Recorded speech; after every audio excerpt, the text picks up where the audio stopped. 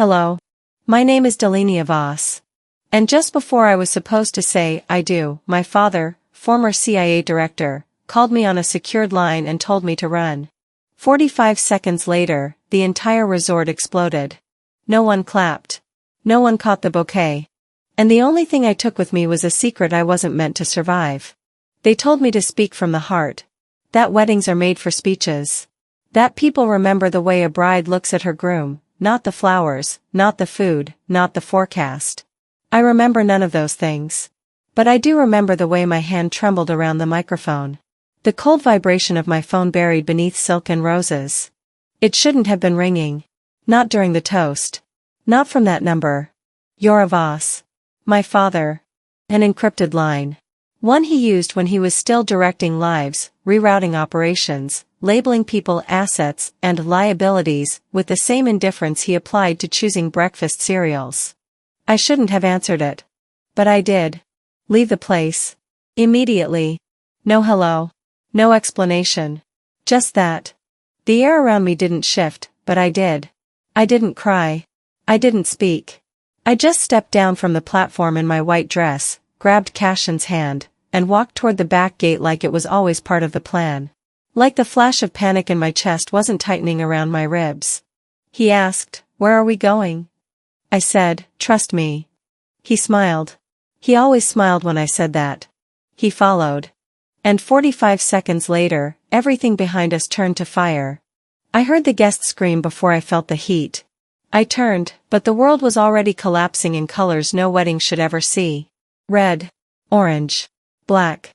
My train caught in a bush. My heel cracked. Cashin was no longer beside me. I ran until someone pulled me into a vehicle. Black windows. No markings. A woman I didn't recognize sat across from me. "Ms. Voss. Your father initiated Alpha Protocol." She paused. "You are now under federal lockdown." I wanted to ask her where my fiancé was. But my lips were trembling. My voice didn't work right away. "Cashin?" I managed. No answer. Why just me? Why was I the only one warned? She looked down at a file. Avoided my eyes. Pretended the paperwork in her lap mattered more than the man I might have lost. Inside the car, the air was stale. It smelled like printer ink and fear. She handed me a document to sign, acknowledgement of custody under emergency security. I didn't read it. I signed with shaking hands. They brought me to a Homeland safe house about 90 minutes from the ruins of what used to be my wedding venue. No one said, "Congratulations." No one asked about the groom. In the bathroom, I stripped off the ruined dress. My skin smelled like ash and chlorine. I scrubbed my hands. Black soot bled into the sink, followed by the slow pink ribbon of blood from a split in my palm I hadn't even noticed. I stood there, barefoot on the tile, staring at myself in the mirror. My hair was half up, half undone. The curls I paid for hours earlier had fallen apart. My eyes looked wider than I remembered. Empty, but stretched thin like they'd been left open too long. I pressed both palms to the edge of the sink. The silence was thicker than the smoke. I whispered, "I got married in a war zone. I just didn't know whose war it was." No one answered. Later, they gave me government-issued sweats and told me to rest. I didn't sleep.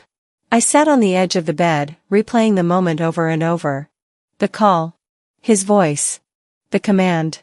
My father's voice used to mean bedtime stories. "You're safe now," he used to say. He said it after thunderstorms. After schoolyard bullies. After mom left. But now? It was code for get out, and leave everyone behind. Cashin had no chance. He trusted me. I trusted my father. That chain of trust had snapped somewhere between leave the place and the explosion. I didn't cry. Not then. Not when they burned my dress. Not when they wiped my phone and said it was protocol. But when I washed my hands again, this time slowly, gently, and saw how the pink water danced down the porcelain like something delicate, I felt something different. Not sadness. Not even grief. It was something colder. Quieter. Not quite anger. More like betrayal in slow motion. Like the seconds before impact. Like the moment you realize the person you needed most already made a decision without you. I used to think I understood power. But power isn't loud. Power calls you during your wedding, tells you nothing, and expects obedience. Power says immediately, and assumes you'll never ask why. My phone buzzed again. Still wet from the sink, I picked it up. Blocked number. Not my father's. But something told me, this call wasn't just part of the next operation. This call was mine. And this time, I wasn't sure I should answer. The phone was still wet from the sink when I pressed it to my ear. The voice on the other end didn't greet me. Didn't breathe. Just said, "You were never supposed to survive that blast." Then the line went dead. I sat there for a long time, phone in hand, staring at my own reflection on the cracked screen. My face flickered in and out with every glitch, half ghost, half survivor. For a second, I didn't know which side I belonged to. I could still smell smoke in my hair. I could still hear laughter from the ceremony, frozen in the echo before it turned to screams. A knock at the door pulled me back. "Breakfast, Ms. Voss." The voice was polite, measured, the kind that had been trained not to sound human. "Leave it outside," I said. My voice was hoarse, rough with exhaustion. When the footsteps faded, I wrapped myself in the gray government-issued blanket and sank onto the narrow bed. The air in the room was too clean, too quiet, like someone had filtered out every trace of life. A cup of coffee sat on the tray by the door. I lifted it, but my hands trembled. The smell reminded me of mornings with Cashin, burnt toast, cheap beans, his easy grin. I couldn't drink it. I set it down softly. The agent posted outside my room stared straight ahead. He wasn't allowed to answer questions. Not about the explosion. Not about Cashin. Not even about why the briefing summaries had redacted my name. Every time I caught his eyes through the glass, he looked away. Like I was already gone. Sometime around noon, an envelope slid under the door. No sound, no knock. I picked it up, expecting another report, another form to sign. Instead, it was a printed copy of the wedding program. The same one we had designed together on my laptop. Only now, my name wasn't there. The bride was listed as family ceremony, hosted by the Rhett family. My breath hitched. I traced the empty space where my name should have been. I could almost hear Mom saying, "You're overreacting again." Dad's voice, colder, "Contain yourself." Rage didn't explode, it sank. Thick and heavy, like cement poured into my lungs. I whispered into the air, I was the one in the dress. And yet, I'm the one erased. The clock on the wall ticked so slowly I could hear my heartbeat sync with it. I wanted to cry, but even my tears felt monitored. 2 weeks before the wedding, Mom had called me out of nowhere. "Your father seems unsettled," she said. Her tone was light, but her words were too careful. "Maybe you should wait." I laughed back then. Told her love doesn't wait. She chuckled, the way she always did when she wanted to sound like she was joking. Now, remembering that call, I knew it hadn't been worry. It had been a warning. She'd known something. She'd let me walk into it anyway. The door clicked open. A man in a navy suit stepped in, holding a folder. "Ms. Voss," he said, "I'm your assigned counsel." He didn't look like a lawyer. He looked like a bureaucrat pretending to care. He sat across from me, flipping through the pages.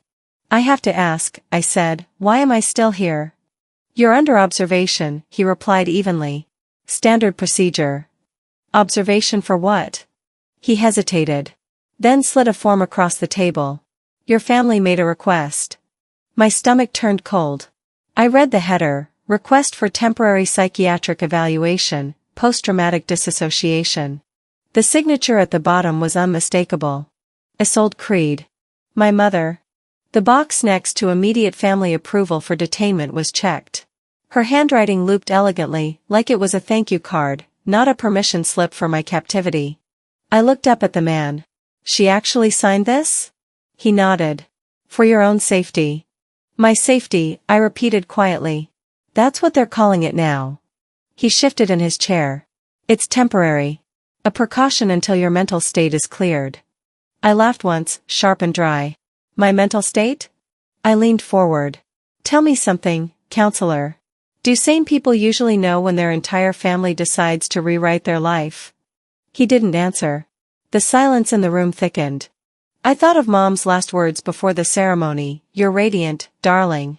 And then she hugged me just a little too long, whispering something I couldn't quite catch. I thought it was motherly pride. Now I knew it was guilt. When he left, he forgot the pen on the table. I picked it up, weighed it in my hand, and signed nothing. The next morning, I found another document slipped under my door, a list of authorized visitors.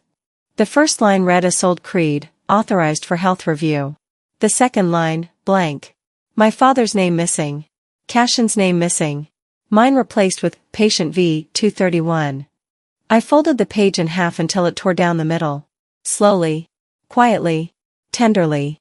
The sound felt like freedom. Then came the whispering. Not from behind the door, but inside my own head. Don't lose your composure, Delenia. Do what's expected of you. Stay the good girl they can manage. I smiled bitterly at the wall.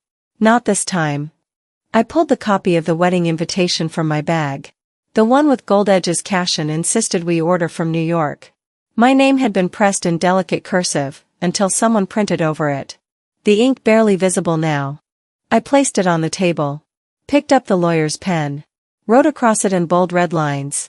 She removed my name. I'll make sure the world never forgets it again. My hand steadied as I wrote. Slowly. Deliberately. Almost gently. The red letters bled through the paper, marking the surface underneath. I liked that. It meant the truth left a stain. I slid the invitation into my boot. It fit perfectly, right against my ankle, close enough to feel with every step. A reminder. The guard outside pretended not to see me when I opened the door. You can't leave, ma'am, he said, his tone rehearsed. Then stopped me. He didn't move. So I walked. Down the hall, past the surveillance cameras that turned toward me like curious eyes. Past the metal doors that hummed with electronic locks. Each step louder than the one before. I wasn't running anymore. I was reclaiming the sound of my own footsteps. When I reached the exit, a shaft of early morning light hit my face. It felt warm, almost kind. I closed my eyes and let it touch me softly, like permission. Behind me, someone shouted my name, my real name. Not the code number. Not the case file. But I didn't look back. Because for the first time since the explosion, I knew exactly what I needed to do. I still didn't know where I was going, but I knew who I needed to find first. I didn't know what Talia Roan looked like, but I didn't expect her to look like me. Older, thinner, worn down by years of silence, but something in her eyes that mirrored mine. Not the me who smiled in engagement photos. The me that emerged when the noise stopped and the damage had already been done. She stood just inside the shadows of an abandoned train depot, surrounded by dust and the distant hum of rusted machinery. The scent of rain still clung to the metal walls. It was the kind of place you chose when you didn't want anyone to hear what came next. You're earlier than I thought, she said. I don't sleep much lately, I replied, adjusting the strap of my backpack. Did you mean what you said on the phone? She turned her head slowly, as if deciding whether I deserved the rest of her truth. Then she nodded once. Yeah, she said. I meant every word. They weren't aiming for you, not at first.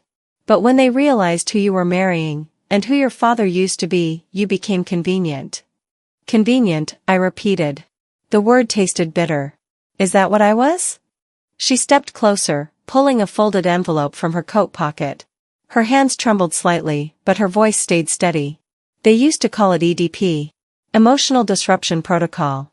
Leverage grief to reprogram compliance. You weren't the first bride. Just the one they thought wouldn't ask too many questions. I opened the envelope carefully. Inside was a list of names. Dated. Labeled. Indexed. I recognized none of them, until the very bottom. My name. My wedding date. And a small, typed note, target reliable. Groom sympathetic asset. Outcome, variable. My heart didn't pound. It dulled. As if it had taken too many hits in too short a time. They picked you, she continued, because they thought you wouldn't survive it. And if you did, you'd be too broken to fight back. I looked at her face again. There was a scar just under her left eye.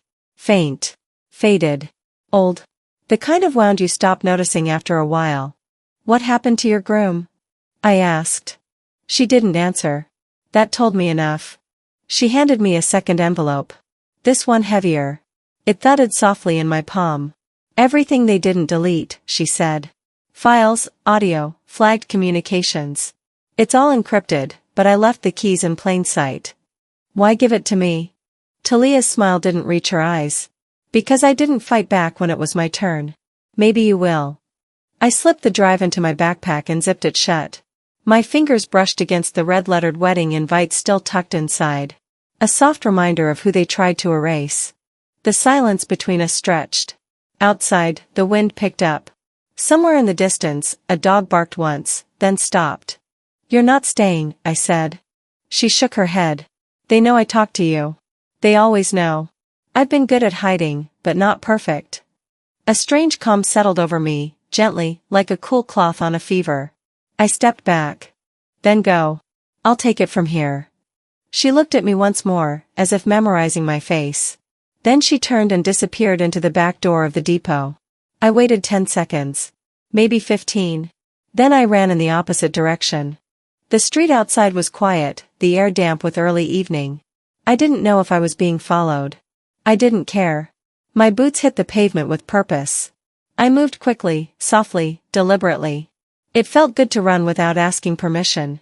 Later, back at the government safe house, I sat at one of the terminals and logged in under the pretense of checking status updates on Cashin. The clerk nodded absently and handed me a login form. I accessed the event folder. Wedding records. Surveillance backups. Gone. Not corrupted. Not archived. Just gone. I scrolled through the metadata. Nothing. No camera angles. No guest footage. The file for Vosret Wedding, 5.21, simply didn't exist. Then I thought of something. An offhand comment Cashin made 2 days before the wedding. I uploaded our thank you video to the personal cloud, just in case the hotel Wi-Fi acts up. Just in case. I logged into our shared cloud. The folder was still there. The video played in low resolution, but I could see us. Cashin in his suit, smiling. Me, in soft makeup and casual clothes. We were sitting on the front porch of my father's lake house. "Thank you for sharing this with us," I said to the camera. "No matter what happens next, you've already made this a memory." Cashin had added, "We're grateful. For all of you. Especially those who've known what it means to choose love when the world is loud." But then the video flickered. Just once. Barely a second. But enough. I checked the log. Last accessed, 5:21 to 5:12 p.m. 6 minutes before the resort exploded. Someone had viewed it. And edited the metadata. I didn't panic. I copied the file. Renamed it. Encrypted it. Then I emailed a copy to myself. And another to a secure journalist Dropbox I'd once used during my short-lived career in investigative reporting. I shut the laptop gently. Slowly. Tenderly. Next, I checked the hotel's promotional archive. An open-access folder the marketing team used for ads and brochures. There it was, a photo of the bride walking down the aisle. Only the bride wasn't me. Same dress. Same bouquet. Same angle. But her face, too smooth. Too generic. AI swapped. "They didn't just erase me," I whispered. "They replaced me." I stared at the screen, willing it to lie. Willing it to say this was a glitch. A mistake. But it held my gaze. Cold. Mechanical. Final. I didn't cry. I didn't scream. I just stood up and walked to the window. Outside, the sun was setting. The light hit the pavement in long stripes of golden shadow. I thought of Cashin. Of the way he smiled when he thought no one was watching. Of how he kissed my forehead the morning of the wedding and whispered, "We've already won." They hadn't erased him yet. But they would try. Not if I got there first. I pulled a notepad from the drawer. Wrote down the coordinates Talia had given me. Folded the paper into my coat pocket. Then I packed a bag. Light. Quiet. Essentials only. I didn't leave a note. Didn't say goodbye. The guard didn't stop me. Not really. "Ms. Voss," he called. "You're not cleared for departure." I didn't stop walking. "Then shoot me," I said. "Or follow me." Behind me, the building stood still. In front of me, the air felt open. Possibility shimmered in the cold. I walked into the Langley mist, the name, Talia Roan, burning quietly behind my ribs. She was already there, leaning against a rusted pillar, half silhouetted in the warehouse shadows. The moment I stepped into the depot, I knew. The tilt of her head, the way she scanned me without urgency, like she'd done this before. Maybe not this exact setup. But something close enough to leave a scar. I didn't expect her to look like me. Older, yes. Paler, thinner, like the years had been scraped off her skin. But the structure was there, the jawline, the quiet alertness in the eyes, the habit of holding her breath for one beat too long before speaking. That was me. Or it had been, until this week. "I didn't think you'd actually come," she said. Her voice was lower than I imagined. Worn, but not weak. It had that kind of steadiness you don't get from practice, you earn it by surviving. "I didn't think I had a choice," I replied. A small smirk crossed her face. "That's what they count on." She flicked a cigarette lighter, silver, dented, engraved with initials that weren't hers. The flame caught for a second, sputtered, then stayed. She lit the cigarette, inhaled, and blew smoke toward the ceiling like it was a form of punctuation. "You want answers," she said. "I'll give you the short version." I nodded, stepping into the faint light where her eyes could meet mine fully. The smell of diesel and mildew hung between us. "They used to call it the Emotional Disruption Protocol," she began. EDP for short. Cold name for a warm weapon. "They find women like you, photogenic, credible, connected. Brides make headlines when tragedy hits. Clean optics. Easy to spin." I felt my stomach twist, slowly. "They recruit us without calling it that," she continued. "Sometimes we're married in. Sometimes we're just engaged. Sometimes we don't even know the whole thing was a setup until it's over." "And what happens when it's over?" I asked. She exhaled. "If you're lucky, you walk away. Alone. Branded unstable. A tragic footnote. And if you're not." She didn't finish. She didn't have to. She reached into her coat pocket and pulled out a folder. Worn, taped along the edges. She handed it to me like it was something fragile. Or radioactive. Inside were names. Rows of them. Printed, marked, sorted by year. I flipped through slowly. Charlotte Lang, 2012, New York. Rosa Devereaux, 2014, Brussels. Emily Kwan, 2017, Seoul. Voss, Delenia, 2023, Charlottesville. Beside mine, primary. Groom, Rhett, Cashin. Profile, high trust index. Non-aggressive. Ideal target. My hands didn't shake. I thought they might. But they stayed still. Quietly, gently, they held the paper. "Let it sink in. You weren't the first bride," Talia said. "Just the most believable one." I stared at the folder. "And you?" "Langley. 2010, my fiancé was working a trade route case. They staged a fake kidnapping to draw out a leak. He was the leak. They used my disappearance to cover the extraction. I was returned 2 weeks later. Muzzled. Decorated for bravery." She laughed, bitter and brief. "It made a great press piece. Lost love. Homeland Service. Until I started asking questions." She tapped the side of her head. "And that's when they labeled me unstable." I closed the folder. My thumb pressed gently against the edge of my name. I'd seen my name printed on hundreds of things. But never like this. "They chose you," she said, "because they didn't think you'd fight back." Her words hit like glass, not sharp, but splintered. I didn't bleed, but something inside me cracked. I took a slow breath. "So why help me now?" "Because I didn't," she said simply. "Back then, I stayed quiet. And every day since, I've wished I hadn't." Before I could respond, she handed me a flash drive. It was warm from her pocket. Light, but heavy in meaning. "It's all there. The raw footage. Internal memos. Every file I stole before they locked me out." I nodded, slipped it into my coat. That's when I thought of Maëlys. "I had a best friend," I said slowly. "She handled most of my wedding planning. She's been missing since the blast." Talia's eyes narrowed slightly. "What's her name?" "Maëlys Quinn." She didn't react right away. Just reached for her phone, tapped through a few encrypted layers, then turned the screen toward me. There it was. Maëlys Quinn, role, data funnel agent, secondary, status, inactive post-event. It felt like air had been stolen from my lungs. "I told her everything," I whispered. She picked my dress. She adjusted my train. She was holding my bouquet minutes before I walked down the aisle. Talia nodded. Everything was being logged. Her phone, her location, even your facial expressions during your vows. I closed my eyes. A memory surged, Maëlys moving the photo booth. "Better lighting," she said. "Better angle." Now I knew. It wasn't about capturing memories. It was about capturing data.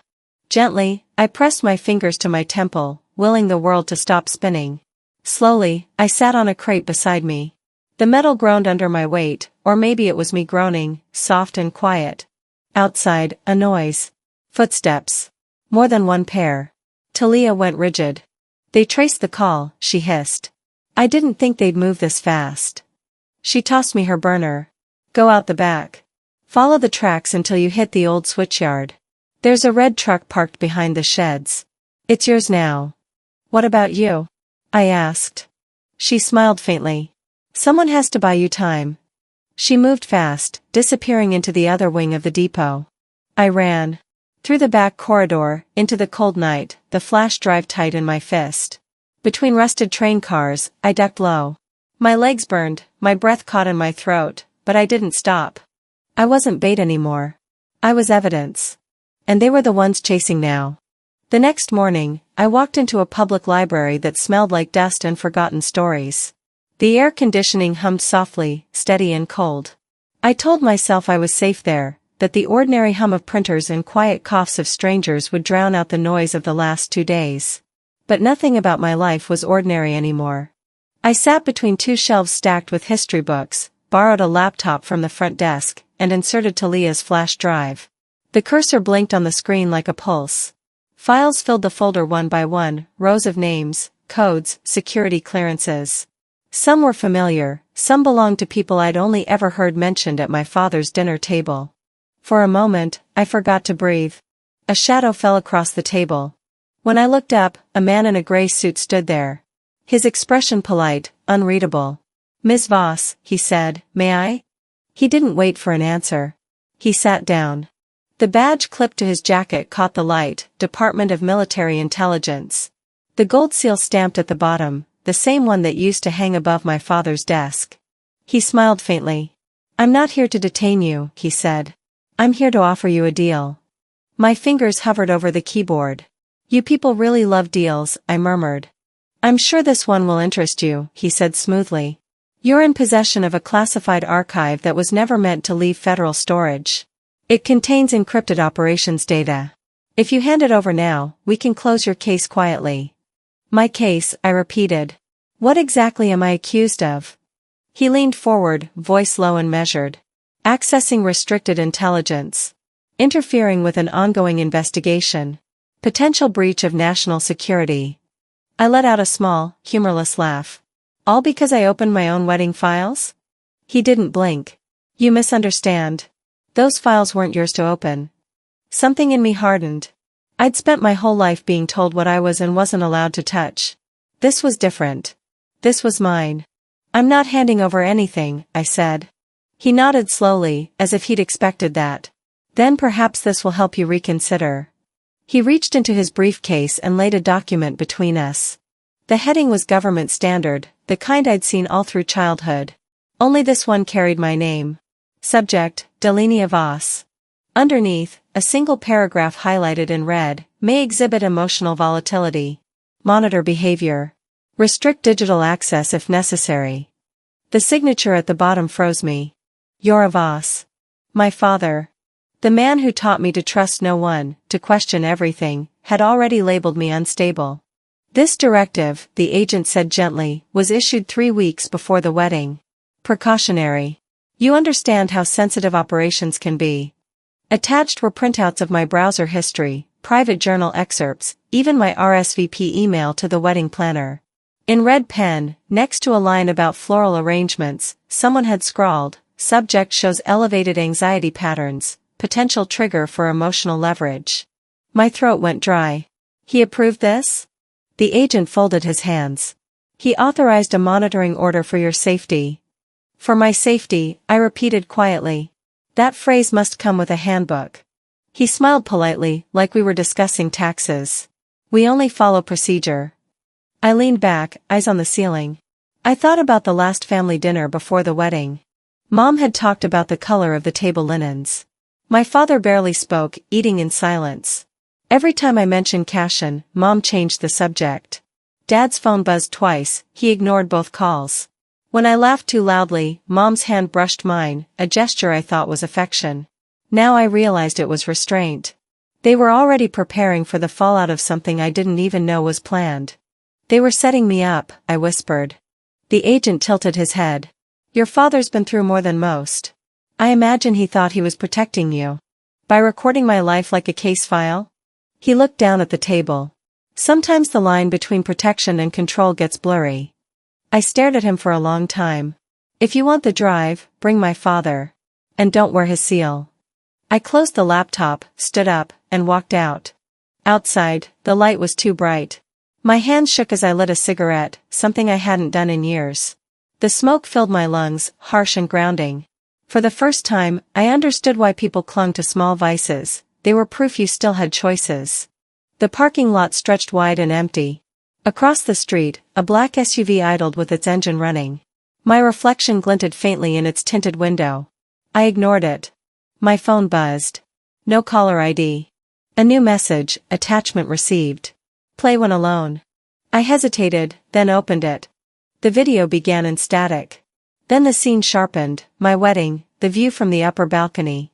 The camera panned across the guests, the arch, the flowers. Cashin stood at the altar, adjusting his cufflinks. He turned suddenly, as if someone had called his name. The camera shifted left.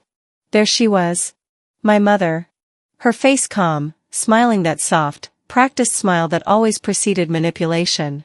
She leaned close to Cashin, whispering something in his ear. He nodded once.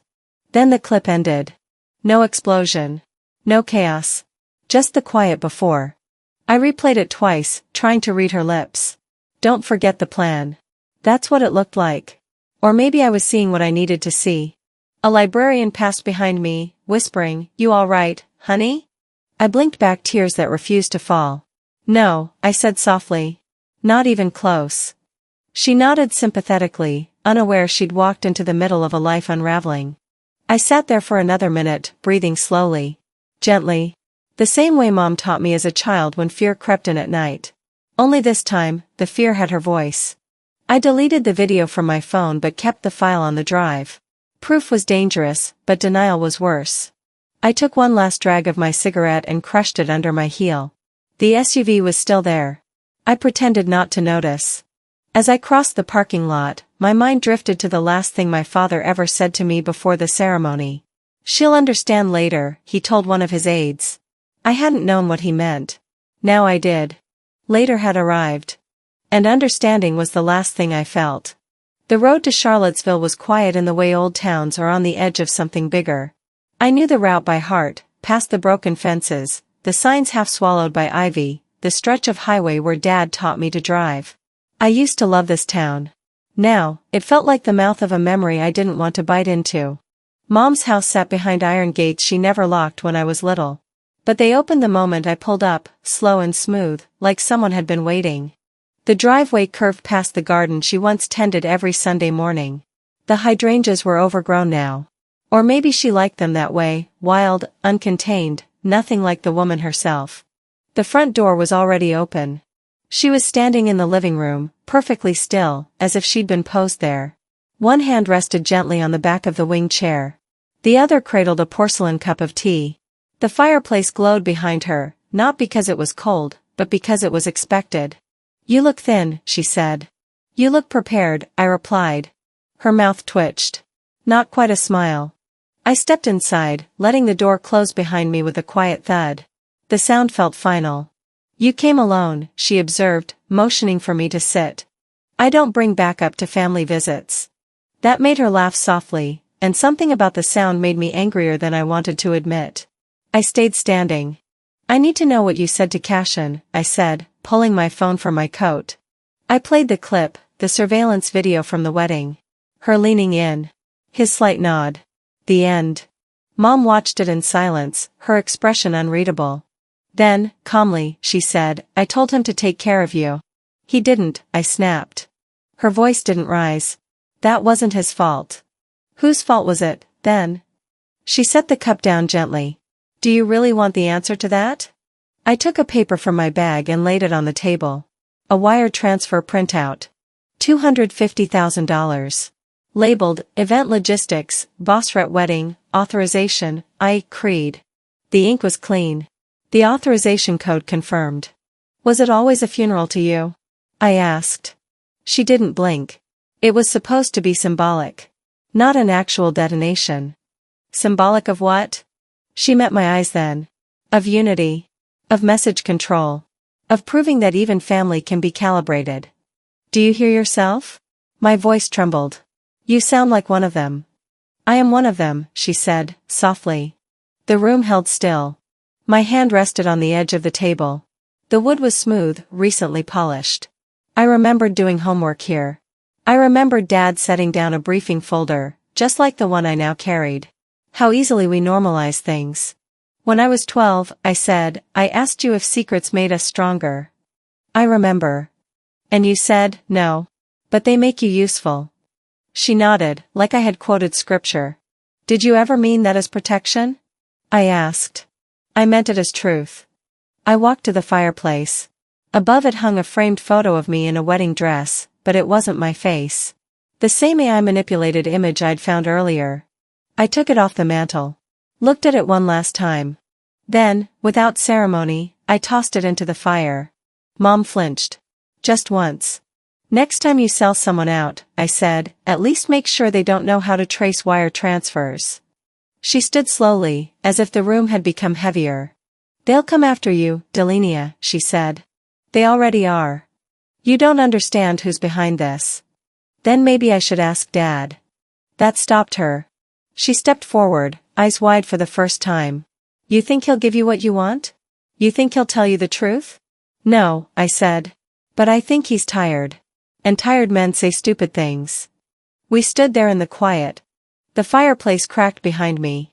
The tea grew cold. The porcelain cup remained untouched. You could stay, she offered. I think I've stayed too long already. At the door, I turned once more. I needed a mother, I said. Not a strategist. She didn't argue. I left her standing there, the way she always stood when she knew something was slipping away but refused to reach for it. Outside, the air was softer. The sky gray, stretched wide. Somewhere in the distance, thunder rolled. Or maybe it was just my thoughts rearranging themselves, quietly, deliberately, for the next fight. I didn't know exactly where my father was. But I knew he wouldn't be waiting. Because men like him didn't wait. They watched. By the time I reached Washington, the sky was the color of steel. The city had that particular hum only bureaucracies can produce, 1,000 engines of control running quietly, pretending to be order. My badge had long been revoked, but I still remembered the rhythm of this place. How to look like I belonged even when I didn't. The tribunal building rose ahead of me, pale and windowless. The sort of structure that promised neutrality but reeked of power. I walked through the front doors, shoulders straight, pretending my heart wasn't pounding. Every camera I passed turned slightly, following me. In the reflection of the security glass, I saw him. My father's face flickering across a surveillance monitor, one floor above. He was already watching. Always watching. Inside, the hall smelled faintly of dust and coffee. A young guard scanned my ID, still registered in the federal system, probably because someone forgot to delete it. He gave me a curious look. You here for the inquiry, ma'am? I'm here for the truth, I said. He frowned but buzzed me through. The tribunal room was colder than I remembered. 3 panel members sat behind a long table, papers arranged like shields. My father stood at the center, immaculate as always. The perfect posture, the perfect tie. Mr. Voss, the chairwoman said, you may begin your statement regarding the incident. He nodded. I acted in the interest of national containment, he said, his tone practiced, unshakable. No civilian casualties. No breach of protocol. Containment. It was the word he used for disasters he couldn't explain away. I stood in the back, letting him finish his sentence. My hand trembled slightly against the folder I carried. When the chair turned to me, I stepped forward. I have a question, I said. My father's head lifted. The faintest flicker of recognition passed across his eyes, quickly replaced by irritation. What about emotional casualties? I asked. The words sliced through the still air. He opened his mouth, but I didn't let him speak. I pulled a folded letter from my coat and laid it on the table. This was sent to the Rhett family, I said. A government condolence acknowledging my husband's service. No mention of me. No line for surviving spouse. It's like I was never there. One of the panelists looked uncomfortable. The others didn't move. Do you have any idea, I continued, voice soft but firm, what it feels like to watch your own name vanish from history? To see every trace of yourself cleaned up as efficiently as a crime scene. My father's expression didn't change. This isn't the time. It's exactly the time. I spread the documents across the table, copies of everything I had gathered. Let's review the evidence, shall we? The redacted videos. The falsified images. The psychiatric order you let Mom sign. The payment made to her for event logistics. The directive you personally signed labeling me an emotional liability. The panel murmured. He shifted his weight slightly, the only tell I ever learned to read. If I hadn't survived, I said, would you have told the world I never existed? Silence. He finally spoke, voice measured. You're upset. Understandably so. But you're misinterpreting actions taken under duress. Duress?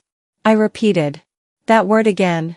Always someone else's pressure, someone else's order, someone else to blame. I took a step closer. When I was 15, I called you from a police station. Do you remember that? He blinked. Vaguely. I'd been arrested for protesting the academy's funding cuts. You never showed up. Later, you told me, if you're going to act on your own, learn how to handle the fallout. I paused, letting the memory settle over the room like a layer of dust.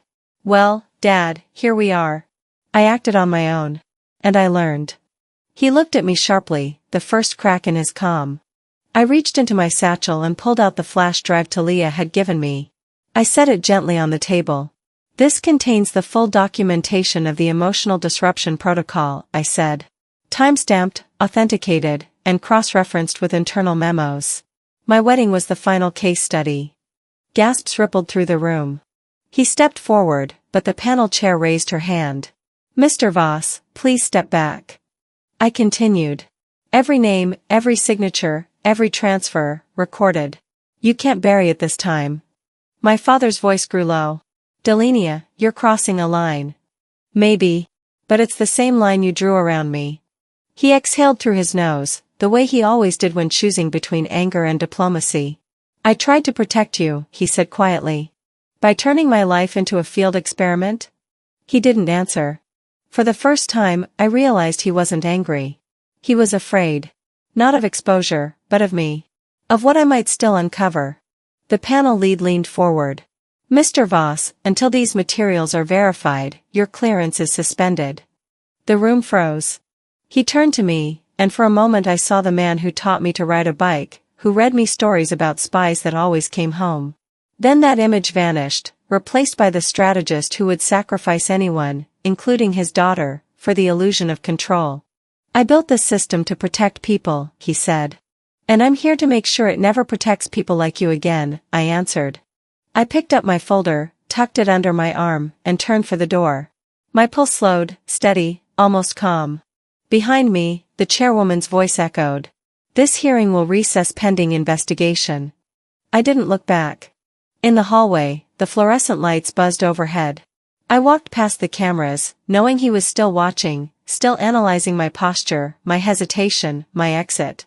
He had always studied me like a report. But this time, I was the author.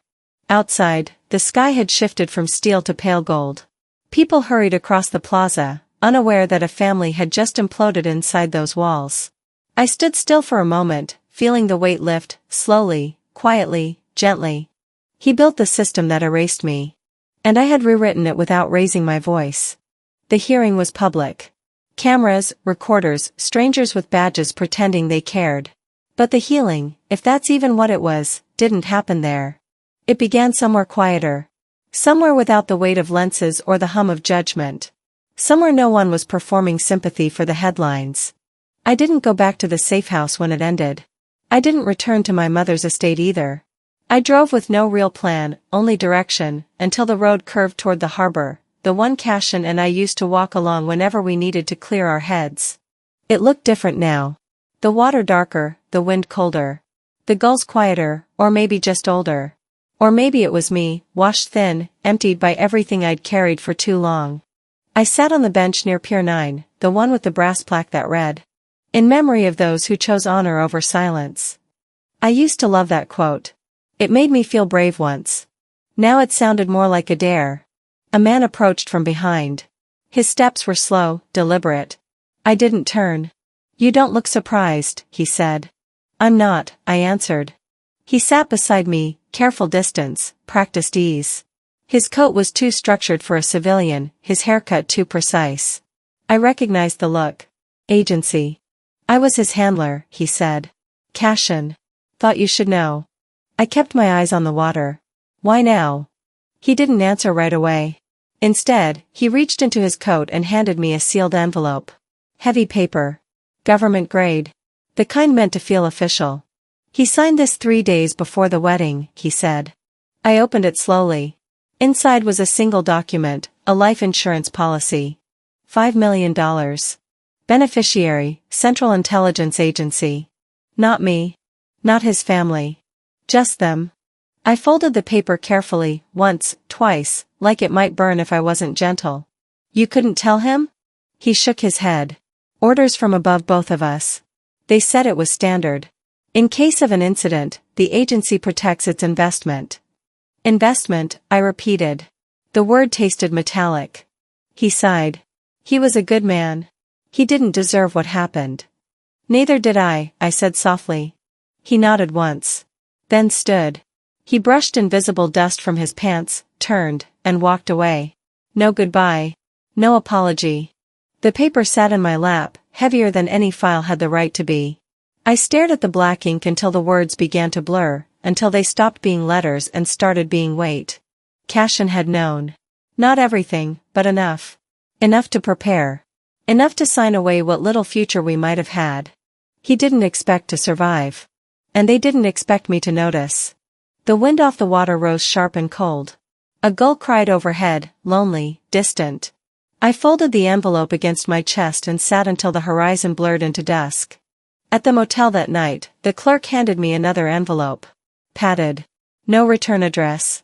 Just my room number in crisp black print. Inside, a small leather-bound journal. The cover cracked. The stitching loose. Familiar. Too familiar. My hands trembled. The first page read. "If you're reading this, you survived more than a blast. You survived me. I'm sorry. Lenore. My real mother." Her handwriting wasn't the rigid, meticulous script I remembered from old grocery lists or birthday cards. It was softer now. Looser. Like her hand had finally unclenched after years of holding secrets. The pages that followed were messy, ink-smudged, whole paragraphs crossed out. Sentences began but never ended. Notes written in the margins. No explanations, just truth, stripped of disguise. I knew what Yora was building. I knew what I let happen. I thought I was protecting you. But I was really protecting myself. Another page. When they told me the plan, I agreed. Not because I hated you. Because I was afraid of you becoming me. And near the end. I couldn't speak back then. But you can now. You must. I closed the book and held it against my chest. It didn't offer closure. It wasn't redemption. It was just real. The kind of honesty that leaves a bruise before it heals. There were no instructions in it. No forgive me. Just echoes. Regret, written in trembling lines. And buried between them, permission. I set both documents side by side on the motel's small table, Cashin's policy and Lenore's journal. One was a price. The other was a permission. I opened my laptop. The cursor blinked on a blank page, steady, patient. I began to type, not to the agency, not to any official record. But to the women. To every woman who's been told her grief was too dramatic. To every daughter erased by a father's ambition. To every bride who buried more than vows at the altar. I wrote until my fingers cramped, until the ache in my shoulders gave way to stillness. The words poured out, not clean, not perfect, but true. I didn't edit them. I didn't soften them for comfort. I wrote them as they came, raw, uneven, alive. Outside, the harbor wind whistled faintly against the motel window. The night moved slow. My tea grew cold. I kept typing. Healing didn't arrive suddenly. It never does. It came softly, like breath after drowning. Step by step. The war I'd been fighting wasn't the kind that left smoke or metals. It wasn't loud or cinematic. It was internal, quiet, relentless, private. It didn't leave scars the world could see. But I survived it. Not with vengeance. Not by proving anyone wrong. With truth. Truth written down, unapproved, unredacted, and finally mine. When I finally stopped typing, the cursor blinked at the end of the last line. The silence in the room wasn't empty anymore. It was whole.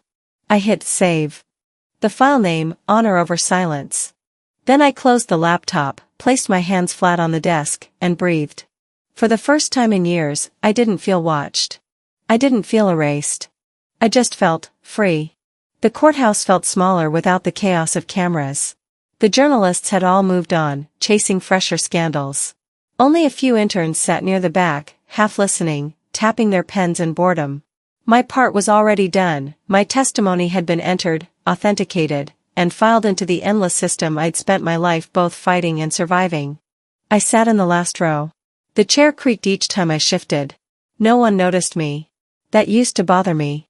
Now, the anonymity felt like mercy. My father's seat was empty. His nameplate still gleamed under the fluorescent lights. The official story said he'd requested medical leave. The unofficial one whispered he was negotiating immunity. Mom's chair had been removed altogether. Under review, they said. For once, no one was talking about me. The panel continued, voices low and deliberate. Words like containment breach, classified redirection, and optical casualty floated across the room. Words built to bury meaning under polish. I let them wash over me without listening. It struck me then how quiet survival really was. No applause. No clarity. Just the faint ache of knowing you're still here when others aren't. When the session adjourned, I left before the closing remarks. The air outside felt cleaner than it had in days. A woman from the tribunal staff tried to hand me another press release, something about transparency and justice. I folded it without reading. Justice didn't need a headline. The road to the cemetery was lined with wet leaves. It had rained overnight, enough to leave the world rinsed but not renewed. The sky hung low, the color of unpolished silver. Cashin's grave was unceremonious, a simple headstone, a patch of fresh earth, a marker that looked too temporary for the man he had been. No ceremony, no folded flag, no speeches about honor.